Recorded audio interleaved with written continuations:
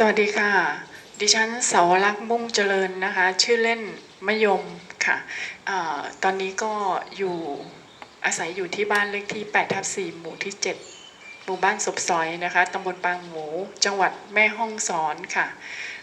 ตอนนี้ดิฉันนะคะก็ประกอบธุรกิจเกี่ยวกับน้ำมันงานะคะในตราสินค้าชื่อว่าบ้านมะยมนะคะซึ่งตัวนี้เนี่ยเราจะนำภูมิปัญญาค่ะที่มีอยู่ในชุมชนนะคะตัวนี้เนี่ยตัวดิฉันเองเนี่ยจะเป็นรุ่นที่4นะคะที่มาสืบทอดภูมิปัญญาหีบน้ำมันงานนี้ค่ะก็ดิฉันก็ได้เริ่มทำธุรกิจนี้นะคะตั้งแต่พศ2545นะคะเริ่มทำจริงๆเนี่ยเมื่อวันที่9มิถุนา2545นะคะทำน้ำมันงามาสืบทอดจากปู่ย่าตายายนะคะก็ทำมาเรื่อยๆนะคะปีนั้นเนี่ยจริงๆแล้วเนี่ยก่อนหน้านั้นก็คือดิฉันนะคะก็ได้พอเรียนจบนะคะเรียนจบก็จะทำงานนะคะได้ทำงานอยู่ที่บริษัทแห่งหนึ่งนะคะบริษัทเอกชนแห่งหนึ่งนะคะค่ะแล้วก็ปีนั้นก็คือฟองสบู่นะคะก็เขาก็ไม่ได้จ้างนะคะแล้วก็เขาก็ให้ย้ายที่ทำงานนะคะไปอยู่ที่ต่างจังหวัดตัวดิฉันเองนะคะก็รักถิ่นนะคะไม่อยากที่จะไปทำงานที่อื่นนะคะในความคิดตอนนั้นก็คืออยากจะอยู่กับแม่อยู่ใกล้ๆกับย่ากับยายนะคะค่ะก็อยากดูแลท่านก็แก่มากแล้วนะคะถ้าหากเราได้อยู่ใกล้ชิดท่านดูแลท่านนะคะก็จะเป็นความสุขของท่านด้วยแล้วก็เป็นความสุขของเราด้วยนะคะแล้วก็ตอนนั้นเนี่ยออกจากงานนะคะก็ไม่รู้ว่าเราจะทำอะไรก็คิดอยู่หลายตลบมากนะคะแล้วก็มองหานะคะสินค้าที่หลายๆคนทำในชุมชนเรานะคะแล้วก็นำสู่ตลาดเนี่ยตอนนั้นก็มีอยู่บ้างแล้วนะคะก็จะเป็นน้ำมันงานะคะแล้วปีนั้นอีกเหมือนกันนะคะที่ราคางาตกต่ำอย่างหนักเลยนะคะแล้วก็เกษตรกรเนี่ยก็ไม่มีที่จะจำหน่ายแม้กระทั่งพ่อค้าคนกลางนะคะเข้าไปรับซื้อเนี่ยถังละ140 บาท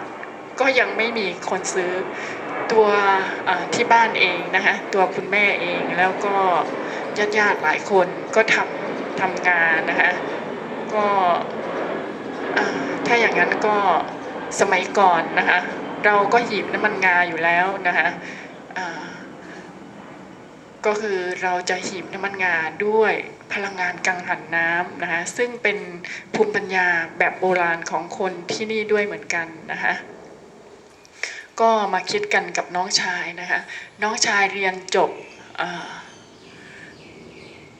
ช่างนะคะช่างก่อสร้างนะคะความคิดที่เขาอยากจะทดลองวิชาด้วยนะคะก็เลยเมื่อก่อนนะคะโคกหีบน้ำมันงานะคะกังหันเนี่ยมันจะอยู่ในแม่น้ำใช่ไหมคะก็เอาวิชาช่างไปใช้ด้วยนะคะแล้วก็ให้ตัวกังหันเนี่ยอยู่บนบกทีนี้นะคะแล้วก็ใช้แรงกระแทกนะคะจากข้างบนนะคะโดยใช้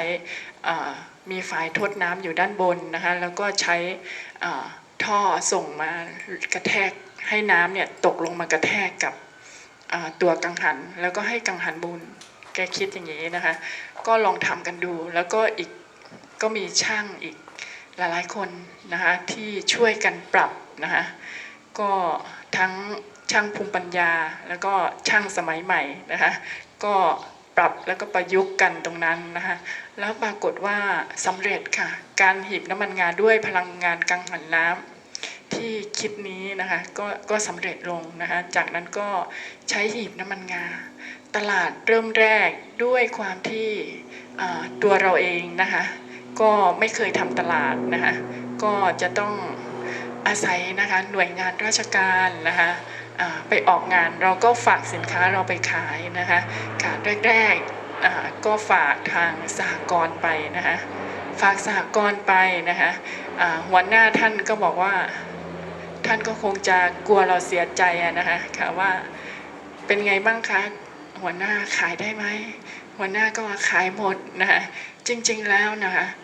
สินค้าเรานะคะแพ็กเกจมันไม่สวยค่ะก็ขายไม่ได้นะคะขายไม่ได้แล้วก็หัวหน้าท่านก็กลัวว่าเราจะเสียใจเสียกำลังใจอะไรอย่างเงี้ยค่ะก็บอกว่าขายได้แต่ทำไมเงินก็ไม่เอามาให้เรานะคะค่ะก็คิดอยู่นะคะจากนั้นเนี่ยพอสอบถามกันไปสอบถามกันมานะคะ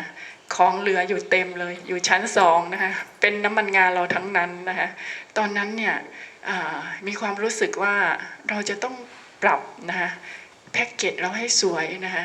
ก็พยายามศึกษานะคะแล้วก็ทำสติกเกอร์ใหม่หาขวดใหม่นะคะมาบรรจุจากนั้นเนี่ยตัวเราเองนะคะจะต้องหัดทำตลาดเองบ้างแล้วนะคะก็วันนั้นเนี่ยก็เข้าไปคุยกับท่านพาณิชย์นะคะท่านพาณิชย์ก็บอกว่าลองไปออกตลาดดูที่เมืองทองธานีนะคะก็ได้รับความร่วมมือกับหลายภาคส่วนมากนะคะให้เราเนี่ยไปออกงานพอออกงานกับพาณิชย์นะคะงานแรกนะคะก็ประสบความสำเร็จนะคะตอนนั้นที่ไปขายเนี่ยจะมีแค่งาคั่วกับน้ำมันงานะคะออกงานครั้งแรกจริงๆเนี่ยก็ขายไม่เป็นเหมือนกันพอเขามาถามบอกว่าน้ำมันงาใช้ทำอะไรหมักหมูหมักไก่ทำอาหารแล้วก็นั่งลง นั่งลงค่ะแล้วทีนี้จนหัวหน้าท่านพาณิชย์จังหวัดนะคะท่านบอกว่าไปดูเขาซิว่าเขาทำอะไรเขาขายกันยังไงนะคะเราก็ไปยืนดูเจ้าของชาแม่สลองนะคะที่จังหวัดเชียงรายเขาขายของโอ้ทั้งเชียร์ทั้งให้ชิมทั้งอะไรเยอะแยะมากมายคนขายชาเนาะเขาก็สวยเนาะเราก็สวยเหมือนกันแต่สวยในแบบฉบับของเรา ค่ะแล้วก็จากนั้นเนี่ยเราก็เชียร์บ้างเหมือนกันนะคะเชียร์สินค้าขายเหมือนเขานั่นแหละเขาทำยังไงเราก็พยายามเต็มที่นะคะตอนแรกเนี่ยคิดว่าวันแรกได้500นะคะค่าที่พักอีกค่ากินค่าอยู่อีกจะเอาเงินที่ไหนนะคิดนะคะค่ะก็พอถ้าไม่สู้ก็ตายละคิดนะค่ะก็จากนั้นเนี่ยก็สู้กันกับหลานสาวอีกคนหนึ่งนะคะตอนนี้เขาก็ได้งานไปทำงานอยู่ที่เป็นพนักงานอยู่ที่อบต.แล้วนะคะก็ช่วยกันขายนะคะพอวันที่2ได้เงินมา20,000ก็ยังชั่วหน่อยนะพอจบงานนะคะขายได้5 วันของหมดงานมันมี7 วันนะคะโอ้แสดงว่าพอขายเสร็จขายไปโอ้ของหมดก็ไม่รู้ว่าจะส่งไปยังไงอีกนะคะมันก็เป็นประสบการณ์ที่เราได้เรียนรู้จากการขายนะคะค่ะพอขายเสร็จเงินหมดเราก็เที่ยวละนะคะเที่ยวดูของดูโน่นดีดูนี่ในงานนะคะดูในงานโอท็อปในงานตอนนั้นมันไม่ใช่งานโอท็อปนะคะเป็นงานที่หลายๆคนเนี่ยนำสินค้าไปขายทั่วประเทศนะคะก็ไปดูตัวอย่างเขาว่าเขาทำยังไงกันบ้างอย่างเงี้ยค่ะก็พยายามไปดูเขาแล้วก็มาปรับปรุงนะคะจากนั้นนะคะก็